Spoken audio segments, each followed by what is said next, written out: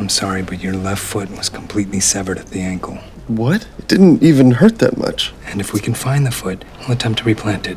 What do you mean if you can find it? It's in the lake?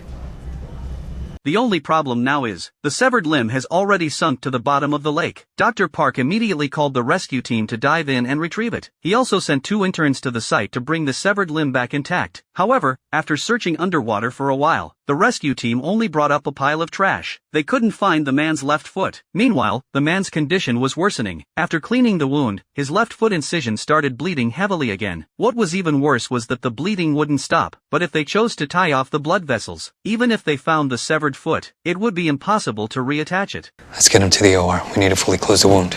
You tried your best. Meanwhile, the interns still hadn't returned. It had already been 8 hours since the man's foot was severed. Just as Dr. Park was about to take action, the interns finally arrived with a box. They opened the box to reveal the severed foot. Nice color, healthy edges.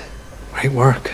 Scrub in and let's do this. It turned out that just as the interns were preparing to leave, the rescue team finally found the foot. To save time, they even used tools in the car to clean off the dead edges of the foot. Then they injected blood into the foot to keep the blood flowing. Finally, they placed it in a thermal box, preparing it for the upcoming surgery. This allowed the surgery to proceed quickly. But just then, the man's heart rate suddenly rose. There was no pulse in his foot. This meant a blood clot had formed somewhere in his blood vessels. Soon, the interns found it. In the end, the surgery was a success. Dr. Park poked the man's foot with a pen. The man was lucky and didn't end up with a permanent disability. That's exactly what we want.